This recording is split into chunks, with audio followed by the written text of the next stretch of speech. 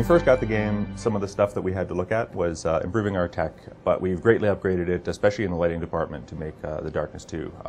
Light and dark and lighting in general are obviously very important in this title. We use the Evolution engine, and this is an engine that we created for Dark Sector that was released in 2008.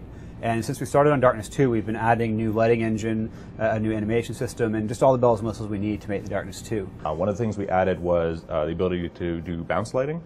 In the past, our engine supported direct lighting only, so light would shine on one object, and that would be all that you would see. The light wouldn't bounce or anything like it does in the real world. Now with our new engine, we have bounce light. The light hits the walls, hits the floor, goes all over the place, and gives us a much more pleasing, realistic effect. This light can also pick up colors from the textures on the surfaces. Ambient areas are generally quite dull. Once you take away sort of the nice dramatic lights, you're not left with much. It's often the environment can look very drab, very flat, very monochromatic. We wanted to get away from that any way we could. We also look for any excuse we can to add light to the scene. So here we're in a grungy New York alley.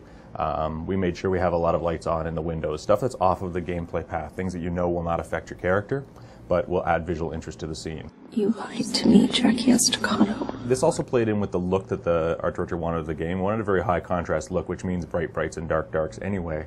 But what we wanted to avoid was a lot of was the gradients in between light and dark. We wanted you to look at a scene like this and go, okay, this is dark, that's light. I know where I can go and I know where I shouldn't go. What was the game going to look like? What was the mood going to be? How was the game going to be lit? And in a game where lighting is a character, we really needed to solve that problem. So one of the other things that we wanted to do from a gameplay standpoint was make sure that the player knew what was dark and what was light. This also is something that you see in the comics, white panels and stuff when Jackie gets blasted with some light because he's uncomfortable. And we wanted the player to feel the same way. We wanted, when you go in the light, you can still play the game, you're not dying or anything, but it's uncomfortable. We have a fairly robust color correction, color grading, and post process that happens in our game, and I will show you how that works. So this is the game with the post filter that I'm using right now applied, and that's how it looks without it. So when I just light the game on its own, this is what you get. And it's not super visually compelling, to be honest. Also, because it happens in real time, we can change it on the fly during the game.